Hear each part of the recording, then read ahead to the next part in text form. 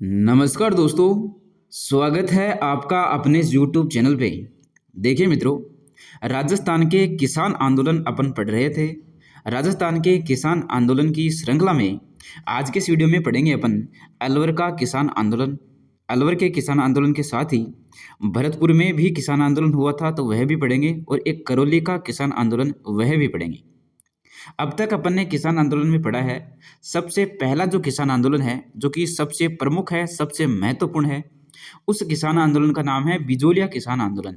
तो ये बिजोलिया किसान आंदोलन अपन ने कंप्लीट कर लिया है। सबसे पहले अपन ने यही पढ़ा है। देखिए, ये 1897 ईस्वी में शुरू होता है और 1915 ईस्वी में यह जो पहला चरण है यह कंप्लीट होता है इसका। सबसे पहले साधु सीताराम दास जो है इस आंदोलन का नेतृत्व करते हैं, इस आंदोलन की बागडोर संभालते हैं। साधु सीताराम दास जी के कहने पे ही नानजी पटेल और ठाकरे पटेल जो है जागीरदार की शिकायत करने के लिए जाते हैं। बिजोलिया का किसान आंदोलन क्यों हुआ था? यहाँ पे 84 प्रकार की जो लाग थी वो लगी हुई थी किसानों पे, इससे परेशान थे, इसलिए ये आंदोलन होता है 1897 ईस्वी में। उसके बाद में 1916 ईस्वी में इस आंदोलन की जो बागडोर है वो संभालते हैं विजय सिंह पथिक जी। विजय सिंह पथिक दूसरे चरण में इस आंदोलन से जुड़ते हैं। 1923 में जब वो गिरफ्तार हो जाते हैं तब तक इस आंदोलन का नेतृत्व करते हैं। तो जब दूसरे चरण में विजय सिंह पथिक जी इस आंदोलन को संभालते हैं, नेतृत्व करते हैं, तो वो सबसे पहले किसान पंचायत बोर्ड की स्थापना करते हैं, ऊपरमाल पंचायत बोर्ड की स्थापना करते हैं। विभिन्न समाचार पत्रों के माध्यम से इस बिजोलिया को पूरे क्षेत्रों में प्रदर्शित कर देते हैं। देश के जो प्रमुख नेता है उनसे भी मिलते हैं, जैसे कि गांधी जी है तो गांधी जी से भी मिलते हैं। ये इस बिजोलिया के क्षेत्र में जो किसान परेशान है उससे परिचित करवाते हैं। उसके बाद में तीसरे चरण में 1923 के बाद में यहाँ पे प्रमुख नेता जो है वो और आ जाते हैं, वो नेतृत्व संभालते हैं। रामनारायण चौधरी जी है, हरिभाऊ जी है, जमनालाल बजाज है, तो ये जो है नेतृत्व करते हैं। 1941 में जाते जाते यह आंदोलन समाप्त होता है जब महाराणा बनते हैं भोपाल सिंह। तो ये बिजोलिया किसान आंदोलन जो है अपन ने कंप्लीट पढ़ा है। एक बार जो है इसका रिवीजन अपन ने अब कर लिया है। बिजोलिया में धाकड़ जाति के किसान जो है वो आंदोलन करते हैं। बिजोलिया के पास में ही एक क्षेत्र था जिसका नाम था बेंगू। तो बेंगू के किसान जो है वो भी प्रभावित होते हैं इस बिजोलिया से कि भाई बिजोलिया के किसानों ने आंदोलन शुरू कर दिया तो क्यों ना अपन भी आंदोलन करें। यहाँ भी 53 प्रकार की टैक्स जो है वो थी, तो ये भी आंदोलन शुरू कर देते हैं। ये विजय सिंह पथिक जी से मिलते हैं। विजय सिंह पथिक जी जो है रामनारायण चौधरी को भेजते हैं यहाँ पे। रामनारायण चौधरी यहाँ का आंदोलन संभालते हैं।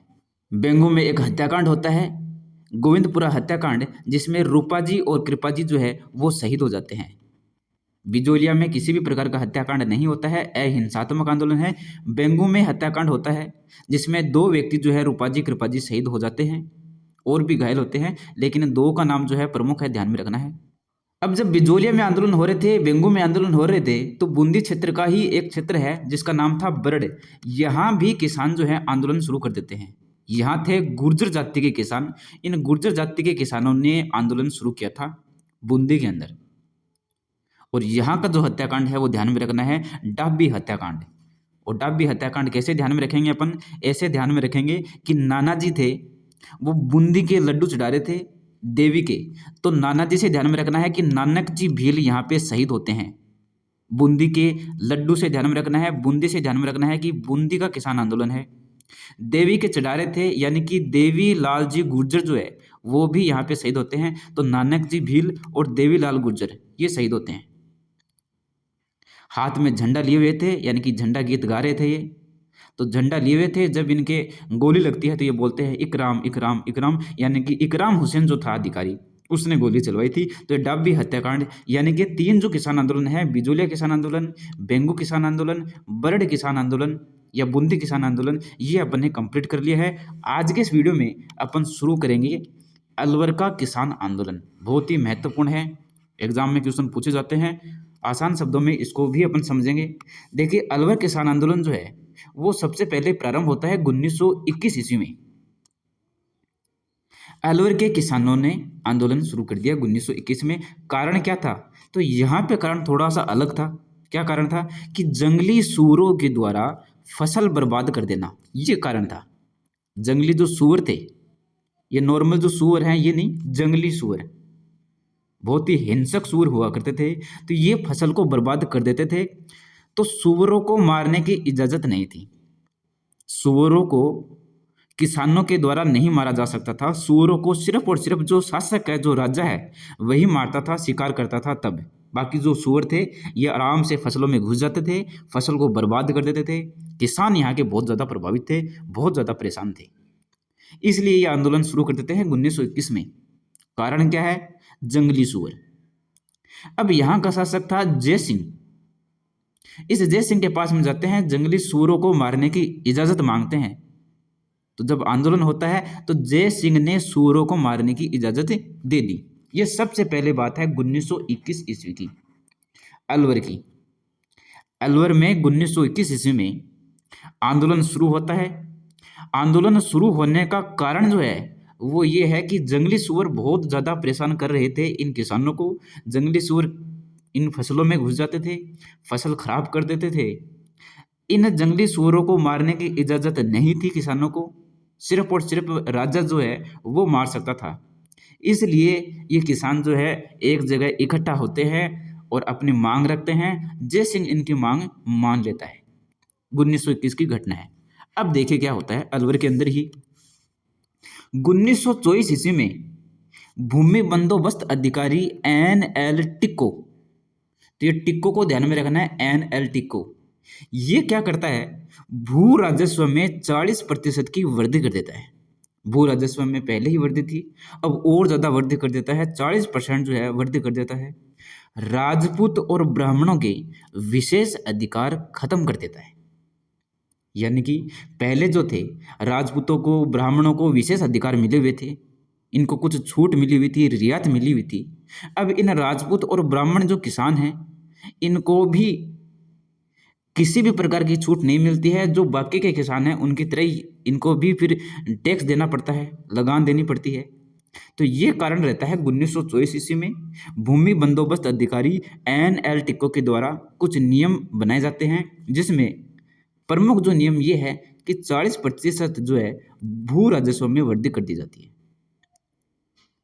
अब क्या होता है कि बानसूर और थानागाजी क्षेत्र में खालसा भूमि के राजपूत किसान, तो देखिए यहाँ पे कौन किसान जो है आंदोलन करते हैं, तो राजपूत किसान यहाँ पे आंदोलन करते हैं। अपन ने पढ़ा था बिजोलिया किसान आंदोलन, धाकड़ जाति के किसान है। अपन ने पढ़ा बेंगू किसान आंदोलन, धाकड़ जाति के किसान है।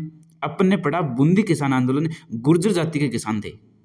लेकिन अलवर में कौन से किसान थे? अलवर में थे राजपूत किसान। राजपूत किसान क्यों आंदोलन करते हैं? क्योंकि इनके जो विशेष अधिकार थे वो खत्म कर दिए गए थे NL टिक्को के द्वारा। तो ये राजपूत जो किसान है ये फिर आंदोलन करते हैं। और ये खालसा भूमि क्या होती है? खालसा भूमि वो भूमि होती है जो कि डायरेक्ट जो शासक होता है, जो राजा होता है, उसके अधीन होती है। देखिए दो प्रकार की भूमि होती है। एक तो होती है आपकी जागीर भूमि। तो जागीर भूमि जो है वो तो होती है कंट्रोल में जागीरदारों के, और एक होती है खालसा भूमि। खालसा भूमि पे जो नियंत्रण होता है, जो अधिकार होता है, जो आधिपत्य होता है, वो पूरा का पूरा राजा के पास होता है, शासक के पास होता है। तो अलवर में 80% जो है खालसा भूमि थी। अब पूरा नियंत्रण हो गया राजा के पास, और राजपूतों के विशेष अधिकार जो थे वो छीन लिए गए थे। तो खालसा भूमि के राजपूत किसानों ने यहाँ पे आंदोलन शुरू किया था। ये क्षेत्र है, ध्यान में रखना है, बानसूर और थानागाजी क्षेत्र के किसानों ने, किसान कौन है? राजपूत किसान है, खालसा भूमि के राजपूत किसान है। अब जनवरी 1925, अब ये जो किसान है राजपूत किसान, ये जनवरी 1925 में अखिल भारतीय क्षेत्रीय महासभा के सम्मेलन में ये किसान जाते हैं और एक पर्चा वहाँ पे देते हैं जिसका नाम है पुकार पर्चा, कि भाई हमारी पुकार सुनो। क्योंकि ये अखिल भारतीय क्षत्रिय महासभा है, ये क्षत्रिय महासभा, यहाँ पे राजपूत ही हैं पूरे के पूरे। तो राजपूत किसान इनके पास ही जाते हैं कि भाई हमारी जो मांग है वो सुनो, हमारा साथ दो। ये जनवरी 1925 की घटना है। देखिए 1924 में भू राजस्व में वृद्धि की गई, राजपूत ब्राह्मणों के विशेष अधिकार छीन लिए गए। अब ब्राह्मण जो है ये तो खेती करते नहीं थे, इनको तो इतना मतलब था नहीं। अब राजपूत जो है इनके दिक्कत हो गई। अब राजपूत जो है ये फिर आंदोलन शुरू कर देते हैं। बानसूर और थानागजी क्षेत्र में ये राजपूत जो है एकत्रित होकर के और अखिल भारतीय क्षेत्रीय महासभा के सम्मेलन में जाते हैं। पुकार नामक पर्चा जो है वो वहाँ पे देते हैं। अब ये जो अखिल भारतीय क्षेत्रीय महासभा है ये इनका समर्थन कर देती है कि भाई आप जो है आंदोलन करो, आप लोगों की मांग जो है जायज़ है, आप लोगों को विशेष अधिकार मिलने चाहिए। 6 मई 1925 को किसान सभा नहीं कर सकते और किसान हथियार नहीं रख सकते, ये जो सरकारी आदेश है वो जारी कर दिया जाता है। जब यहाँ जो शासन को पता चलता है, सरकार को पता चलता है कि जो राजपूत है ये आंदोलन करेंगे, तो उससे पहले ही 6 मई को ही एक सरकारी आदेश जारी कर दिया जाता है कि किसान जो है एकत्रित नहीं होंगे, सभा नहीं करेंगे और हथियार भी नहीं रखेंगे। और 7 मई को यानी कि अगले दिन ही जनरल रामचंद्र ओझा के नेतृत्व में एक जांच आयोग आता है यहाँ अलवर में, इन क्षेत्रों में, और इन किसानों से पूछता है, राजपूत किसानों से, कि भाई आप लोगों की समस्या क्या है, आप लोग जो है क्यों सभा कर रहे हो, क्यों आंदोलन कर रहे हो। आप लोग जो है भारतीय क्षेत्रीय महासभा इसके पास भी गए थे, शिकायत की थी। तो ये कहते हैं कि साहब हमें जो है विशेष अधिकार मिलने चाहिए, ये 40% जो वृद्धि कर रखी है इसको समाप्त किया जाए।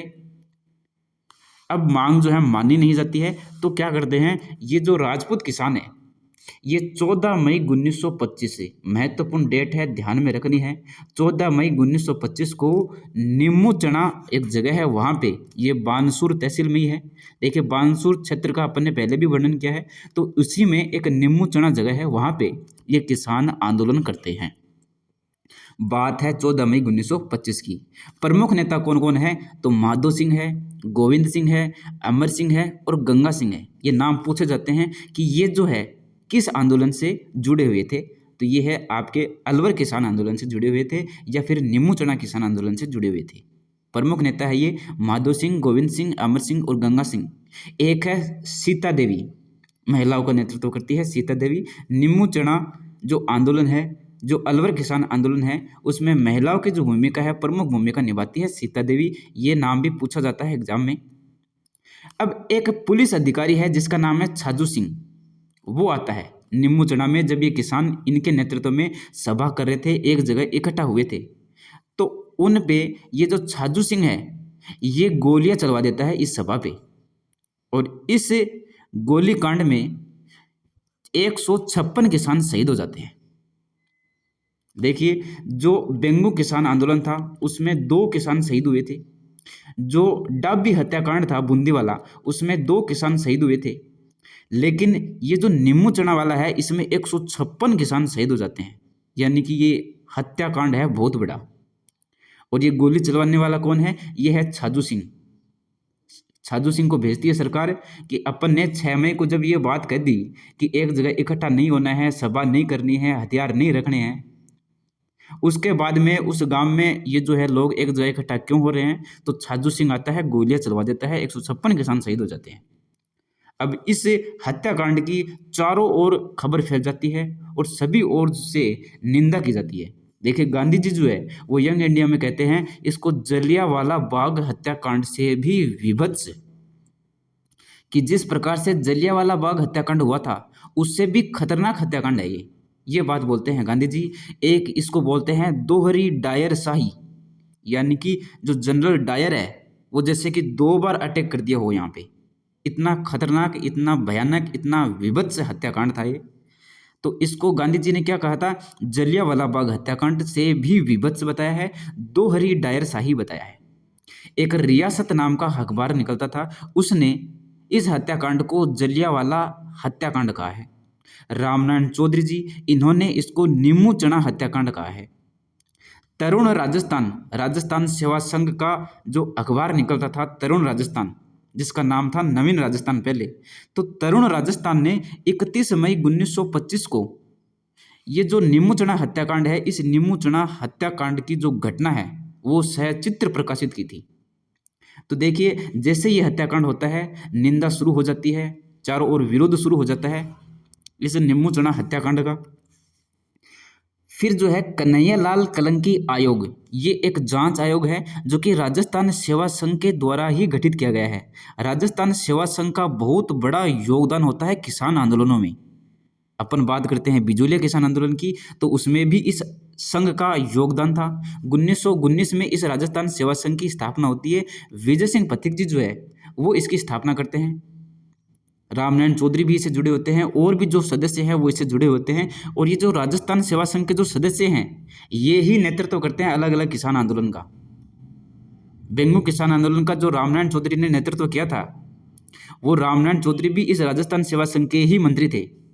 तो राजस्थान सेवा संघ जब निम्मू चना हत्याकांड होता है तो एक जांच आयोग बैठाता है, कन्हैयालाल कलंकी आयोग, जिसमें कन्हैयालाल कलंकी थे, हरिभाई किंकर थे, लादूराम जोशी थे। अब ये जब बात फैलती है, चर्चा होती है, इस हत्याकांड का चारों ओर निंदा की जाती है, तो सरकार के द्वारा भी एक आयोग का गठन किया जाता है, जिसमें छाजू सिंह जी, सुल्तान सिंह जी और रामचरण ये सदस्य होते हैं। तो ये दो आयोग ध्यान में रखना है। निम्मू चना हत्याकांड के बाद में इन आयोगों का गठन किया जाता है। 18 नवंबर 1925 को शासक द्वारा किसानों के साथ समझौता कर लिया जाता है। पुराना भूमि बंदोबस्त जो है वही लागू कर दिया जाता है। 1924 में जो भूमि बंदोबस्त लागू किया गया था, जिसमें 40% की वृद्धि की गई थी, वो हटा दिया जाता है। पहले वाला जो भूमि बंदोबस्त है वही लागू कर दिया जाता है, किसानों की मांग मान ली जाती है। तो ये था आपका निम्मू चना किसान आंदोलन। ये आपके अलवर में ही पड़ता है, तो अलवर किसान आंदोलन के अंतर्गत ही इसको पढ़ा जाता है। निम्मू चना 14 मई 1925, ये डेट जो है ये ध्यान में रखनी है। 14 मई 1925 ध्यान में कैसे रख लोगे कि 14 में 25 नींबू और चना मिले। 14 रुपये में कितने में? 14 मई 25 जो है नींबू चना मिले थे। तो 1925 कैसे भी ध्यान में रख लेना, आपको ये ध्यान में रखना है डेट। निम्मू चना हत्याकांड कंप्लीट होता है। अब जो है अपन पढ़ते हैं मेव किसान आंदोलन। 1932 से 34 तक ये किसान आंदोलन चला है, मेव किसान आंदोलन। ये जो मेवात क्षेत्र में हुआ था, मेवात क्षेत्र की बात करते हैं, अलवर और भरतपुर का एक क्षेत्र है जिसमें मेव किसान थे, इनके द्वारा आंदोलन किया जाता है। कारण क्या था? भू राजस्व वृद्धि, बेगार, जंगली सुअर, सार्वजनिक कार्य हेतु भूमि जब्त, ये प्रमुख कारण थे जिसकी वजह से मेवात क्षेत्र में मेवों ने किसान आंदोलन किया था। अब जो है यहाँ पे सबसे पहले एक संस्था बनती है, जिस संस्था का नाम है अंजुमन खादिम उल इस्लाम संस्था। 1932 में इसके संस्थापक है मोहम्मद हादी। इनके द्वारा ये एक संस्था बनाई जाती है। इस संस्था के माध्यम से ये जो मेवात क्षेत्र के मेव किसान हैं, इन किसानों को एकत्रित किया जाता है, इनको समझाया जाता है कि आप जो है आंदोलन करें। ये नेतृत्व करती है एक तरीके से ये संस्था। प्रमुख जो नेता होता है वो होता है चौधरी यासीन खान। अब चौधरी यासीन खान के नेतृत्व में मेव किसान जो है आंदोलन करते हैं। फिर एक जांच समिति का गठन किया जाता है अजी जुमदीन बिलग्रामी के नेतृत्व में, और इस जांच समिति की सिफारिश पर किसानों को राहत दी जाती है। 1934 में यह आंदोलन समाप्त हो जाता है। तो मेव किसान आंदोलन में क्या क्या ध्यान में रखना है? मेव किसान आंदोलन में ध्यान में रखना है कि एक तो ये संस्था अंजुमन खादिम उल इस्लाम 1932, जिसकी स्थापना की थी मोहम्मद हादी ने। मेव किसान आंदोलन में जो प्रमुख नेता थे जिन्होंने नेतृत्व किया था वो थे चौधरी यासीन खान। कारण तो यही होंगे, बेगार, जंगली सुअर, राजस्व वृद्धि, ये कारण है। अब मेव किसान आंदोलन के बाद में अपन पढ़ते हैं भरतपुर किसान आंदोलन। देखिए अलवर का जो किसान आंदोलन है वह कंप्लीट हो गया है। अलवर में दो प्रमुख आंदोलन अपन को पढ़ने होते हैं। एक तो नाम है आपका निम्मू चना किसान आंदोलन, दूसरा है आपका अलवर का ही क्षेत्र है जिसका नाम है मेव, तो मेव किसान आंदोलन। अब अलवर भरतपुर का क्षेत्र था ये मेवात, जिसमें मेवों ने किसान आंदोलन किया था। भरतपुर का किसान आंदोलन पढ़ते हैं 1931 में शुरू हुआ था। तो 1931 में नया भूमि बंदोबस्त लागू कर दिया जाता है। अब यहाँ पे विद्रोह होता है। विद्रोह कौन करते हैं? तो लंबरदार व पटेलों के नेतृत्व में किसान जो हैं वो विद्रोह करते हैं। अब ये लंबरदार कौन होते हैं? लंबरदार वो होते हैं जो किसानों से लगान वसूलते हैं। किसानों से लगान वसूलने वाले जो कर्मचारी होते हैं उनको बोलते हैं लंबरदार। और ये जो लंबरदार है किसानों से लगान वसूल के और फिर जो है ऊपर शासक तक पहुंचाते हैं। अब इन लंबरदारों को पता है कि किसानों की स्थिति अच्छी नहीं है, किसानों की स्थिति दयनीय है, तो ये लंबरदार जो है जो खुद किसानों से लगान वसूलते थे, ये लंबरदार ही आंदोलन शुरू कर देते हैं। इनमें प्रमुख नेता है, वो ध्यान में रखना है, भोजी लंबरदार। ये प्रमुख नेता है भरतपुर किसान आंदोलन में, जो कि 1931 में शुरू हुआ था। प्रमुख नेता कौन है? भोजी लंबरदार है। क्वेश्चन पूछा गया है आरपीएससी में, क्वेश्चन पूछा गया है कर्मचारी चयन बोर्ड में। 23 नवंबर 1931 भोजी लंबरदार के नेतृत्व में 500 किसान गिरफ्तार होते हैं और भोजी लंबरदार भी गिरफ्तार कर लिए जाते हैं। आंदोलन समाप्त हो जाता है। इस भरतपुर किसान आंदोलन में अगर कोई क्वेश्चन पूछा जाएगा तो ये पूछा जाएगा कि भरतपुर किसान आंदोलन में नेतृत्व किसने किया था? भोजी लंबरदार ने किया था। अब भरतपुर के बारे में अपन पढ़ेंगे। आज का जो लास्ट टॉपिक है जिसका नाम है करौली किसान आंदोलन। अलवर किसान आंदोलन अपन ने कंप्लीट कर लिया, भरतपुर किसान आंदोलन अपन ने पढ़ लिया है। अब पढ़ेंगे करौली किसान आंदोलन, जो कि शुरू होता है 1927 ईस्वी में। करौली में शासक थे भीमपाल सिंह। कारण क्या था? वही कारण था जो अलवर में सबसे पहले कारण रहा है। 1921 में अलवर में जो आंदोलन शुरू हुआ था जंगली सूअरों की वजह से, वही कारण है करौली में भी। यहाँ भी जंगली सूअर जो थे वो फसल को बर्बाद कर रहे थे। इन जंगली सूअरों को मारने की इजाज़त नहीं थी, तो ये जो किसान हैं ये आंदोलन शुरू कर देते हैं। प्रमुख नेता है उसका नाम है मदन सिंह। ये क्वेश्चन पूछा गया है आरपीएससी में। मदन सिंह ने सूअर मारने, हिंदी भाषा का शासकीय भाषा में प्रयोग करने, बेगार प्रथा को समाप्त करने हेतु अनशन भी किया था। बाद में ये जो शासक है भीमपाल करौली के, ये भीमपाल शासक जो है ये मांगे मान लेता है इनकी और आंदोलन समाप्त हो जाता है। तो करौली में क्या ध्यान रखना है? करौली में ध्यान रखना है मदन सिंह और भीमपाल सिंह यहाँ का शासक था। प्रमुख नेता था मदन सिंह। आंदोलन शुरू हुआ था 1927 ईस्वी में और कारण क्या था? जंगली सूअर कारण था। तो ये जो 3 किसान आंदोलन है जो आज के इस वीडियो में अपन ने कंप्लीट किए हैं, अलवर के और आपके भरतपुर के और आपके करौली के किसान आंदोलन। तो वीडियो को बार बार देखिएगा, अच्छे से इसके नोट्स बनाइएगा, वीडियो को ज़्यादा से ज़्यादा शेयर कीजिएगा। चैनल पे पहली बार जुड़े हैं, चैनल को सब्सक्राइब जरूर कीजिएगा। अब मिलते हैं नेक्स्ट वीडियो में एक नए टॉपिक के साथ में। धन्यवाद।